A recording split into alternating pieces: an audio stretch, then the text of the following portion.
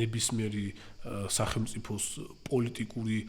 წონა და ის ძალაც დგას აი ამ სახელმწიფოს არსებობის უკან რაც უმაგრებს ხო ზურგს პირდაპირ არის დაკავშირებული იმასთან რა რაოდენობის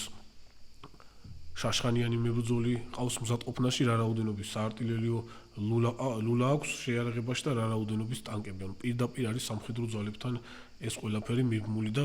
სანამ ესე სერიოზულად არ გაიაზრებს ამას საქართველოს მოსახლეობა მანამდე რაღაცა ესეთი მანამდე ჩვენ მუდმივად სხვის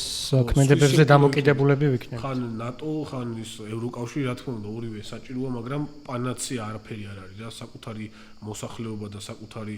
სამხედრო რესურსები არის ნომერ პირველი შესაძლებლობა შენი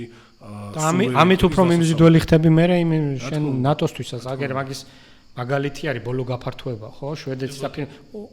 ეროვნულად მზა ორი სახელმწიფო უცებ გახდა იმის წევრი იმიტომ რომ თვითონაც თავდაცვის პოლიტიკა ისეთი თვითყოფად იქონა იგივე ფინეთს ხა ცალკე შეიძლება მაგაზე ერთი გადაცემის გაკეთება ხო როგორი მოდელი აქვს ეროვნული უსაფრთხოების ძალიან კარგი იქნება თუ გააკეთებ კიდე ნახავს სპეციალურად ბევრი გეგმა გვაქვს და სექტემბრიდან გავაგრძელებთ აუცილებლად რომ მივყვეთ ამ გეგმას ერთადერთი ამ თემას სანამ დავასრულებთ რასაც დავამატებდი არის რომ ჩემი გადმოსახედიდან ძალიან გავრცელებულია ძალიან მცდარი მოსაზრება რომ შენ თუ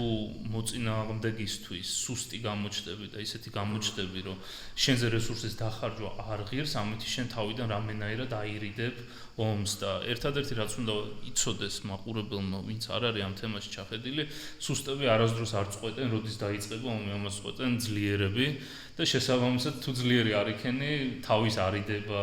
რაღაც ომის დაწყება არ დაწყების თემაში საერთოდ სათქმელი არასდროს ყველაზე მინიმუმ რეგიონალურ კონტექსტში მაინც უნდა წარმოადგენდე რაღაცას ხო კი ბატონო და ყველაზე დაბალი ღობე არ იყო რა ეს არის ელემენტარული ამბავი ომსა და სიცვილს შორის არჩევანზე როგორც არის ცნობილი გამონათქვამი თუ შენ